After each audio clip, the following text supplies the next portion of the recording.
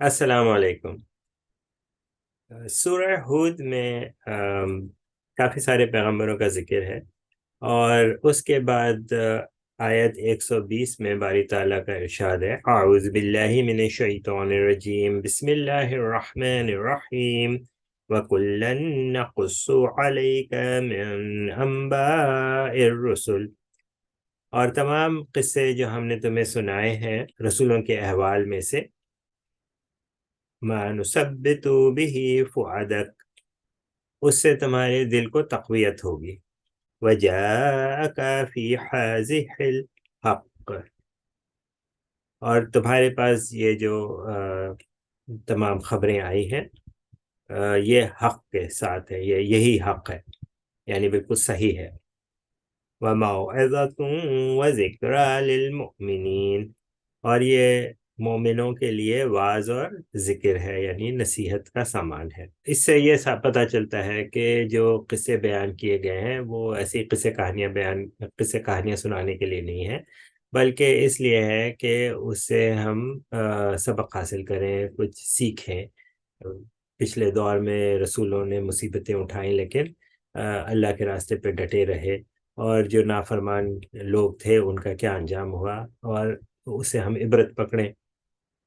اور وہ غلطیاں نہ دہرائیں جو ان لوگوں نے کی ہے۔ تو یہ مقصد ہے یہ قصے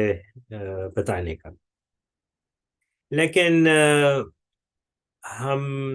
چاہتے ہیں کہ آگے پیچھے اور کیا باتیں ہوئی اس میں، اور چٹپٹی چیزیں کیا ہیں، وہ سب ہم معلوم کرنا چاہتے ہیں، اور عام طور پہ ہم اسرائیلیات کا سہارا لیتے ہیں۔ اسرائیلیات ان روایتوں کو کہتے ہیں جو یہودیوں سے ہم نے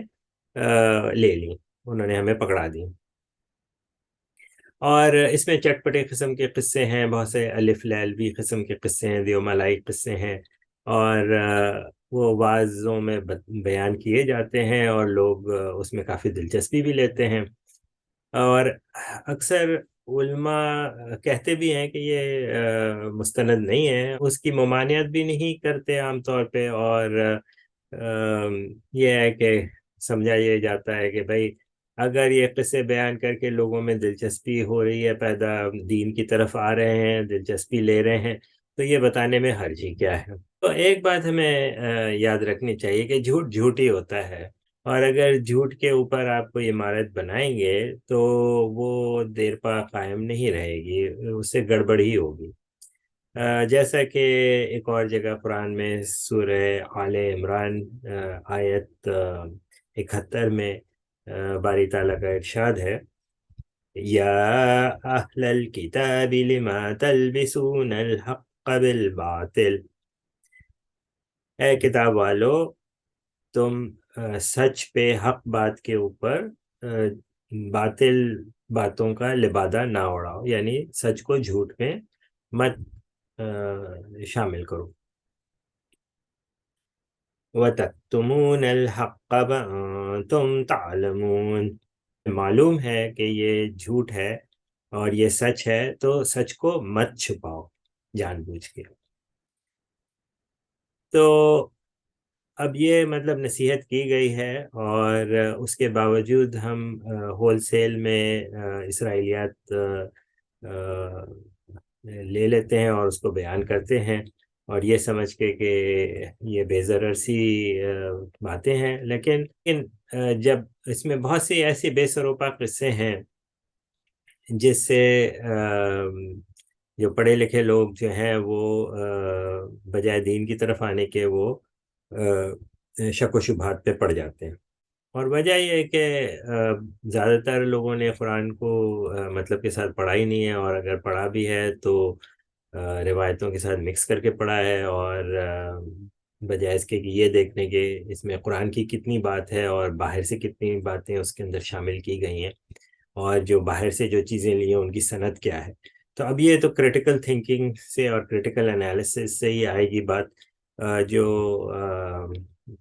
اکثر لوگ چاہتے ہیں کہ آسان چیز مل جائے، بھائی جو بتا دیا وہ لے لیا فلانا، بجائے اس کے کہ اس کے اوپر غور و خوض کریں، جس کی بار بار قرآن ہمیں ترغیب دیتا ہے کہ تفکر نہیں کرتے، تم سوچتے نہیں ہو، اینالائز نہیں کرتے ہو۔ تو اب مثال کے طور پہ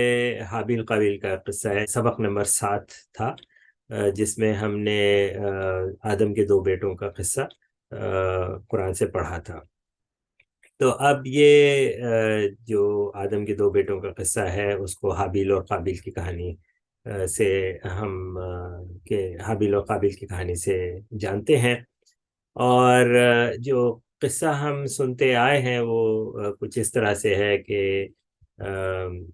جب حضرت آدم علیہ السلام دنیا میں آئے، اور اب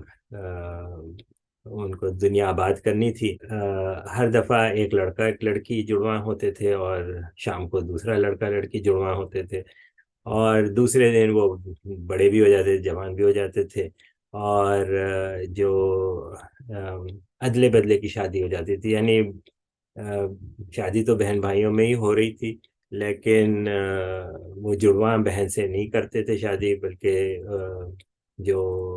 پہلی کھیپ کا جو بچہ ہے وہ دوسری کھیپ کے اس سے اس طرح سے ادلے بدلے کی شادی ہو رہی ہوتی تھی۔ تو یہاں پہ حابیل قابیل کی کہانی یہ ہوئی کہ قابیل کی بہن خوبصورت تھی، اور قابیل جو ہے وہ حابیل سے کو اپنی بہن کا ہاتھ نہیں دینا چاہتا تھا، خود شادی کرنا چاہتا تھا شاید۔ اور دوسری کچھ ہے روایتیں کہ جی حابیل جو ہے وہ مطلب غریب تھا، قابیل زیادہ امیر تھا، تو کچھ اس کا سوشل اسٹیٹس کا ایشو تھا۔ خیر اینی ویز وہ ہوا یہ کہ ان سے حضرت آدم نے ان کو کہا کہ بھائی تم اپنی قربانی پیش کرو، اور جس کی قبول ہو گئی وہ اس سے ہو جائے گی یہ لڑکی کی شادی۔ تو حابیل اور قابیل دونوں نے پہاڑی کے اوپر کوئی نذرانہ رکھ دیا، مطلب کوئی بکری کا بچہ رکھ دیا، اور حابیل نے جو ہے اپنے ریوڑ میں سے جو سب سے اچھا جانور تھا وہ رکھا، اور قابیل نے کوئی گھٹیا سا تھکا ہوا جانور رکھ دیا، اور آسمان سے آگ آئی اور اس کی حابیل کی جو قربانی تھی اس کو جلا دیا۔ تو یعنی اس سے یہ ثابت ہوا کہ بھئی وہ اس کی قربانی قبول ہو گئی۔ اور وہاں پہ پھر قابیل کو جلن اور حسد پیدا ہوا، اور اس نے اس حسد جلن میں اس کو قتل کر دیا۔ تو قرآن میں نہ تو یہ ذکر ہے، کوئی لڑکی کا ذکر ہے کہ لڑکی کی وجہ سے دونوں کا جھگڑا ہوا، نہ اس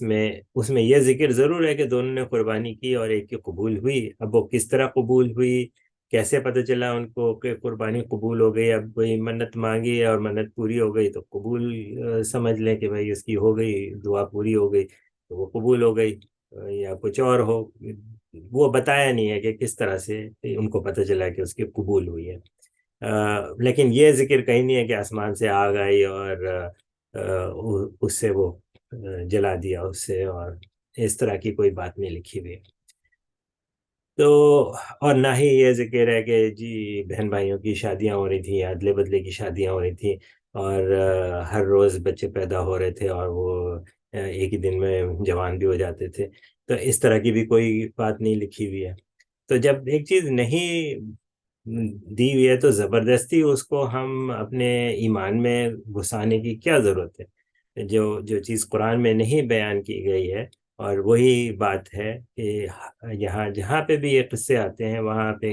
ایک چیز ہمیں یہ نظر آ رہی ہے کہ آیت میں لکھا ہے کہ یہ حق کے ساتھ بیان کیا ہے، یعنی یہی صحیح ہے، جو قرآن میں لکھا ہے وہی صحیح ہے، جو اللہ نے وحی کے ذریعے رسول صلی اللہ علیہ وسلم پہ اتار دی اور وہ بتا دی اور انہوں نے ہم تک پہنچا دی، یہی حق ہے، یہی صحیح ہے۔ اس کے علاوہ اب وہ کیوں اس کے اوپر اتنا زور دیا ہے کہ یہ حق ہے؟ اس کا مطلب ہے کہ اس کے علاوہ جو باتیں تمہیں مارکیٹ میں پھیلی ہوئی ہیں وہ صحیح نہیں ہے، صحیح یہ بتایا ہے جو وحی کے ذریعے آئی ہے۔ تو ہمیں جو ہے اس طرح کی خرافات قسم کی روایتوں کے پیچھے نہیں جانا چاہیے، اس سے نقصان یہ ہے کہ ٹرک کی بتی کے پیچھے آپ لگ جاتے ہیں، اس کی کوئی سند نہیں ہے، نہ یہ ویریفائی ہو سکتا ہے آج کے دور میں کہ جی کسی طرح ہم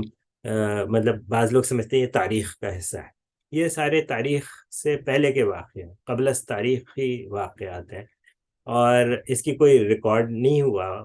کہ ہم جا کے کہیں کہیں کتابوں میں سے ہمیں مل جائے کہ اصلی قصہ کیا ہے۔ تو جو وحی کے ذریعے قرآن مجید میں بیان ہے تو اس پہ ہمیں ایمان رکھنا چاہیے، اور جو یہاں وہاں سے ہم نے ادھر ادھر سے ادھار لے کے اس میں شامل کر لیا ہے، دلچسپی کے لیے پڑھنا چاہیں پڑھ لیں، لیکن اس کو اپنے ایمان کا حصہ بنانا یہ صحیح نہیں ہے۔ تو دعا کریں کہ اللہ ہمیں صحیح توفیق دے، آمین۔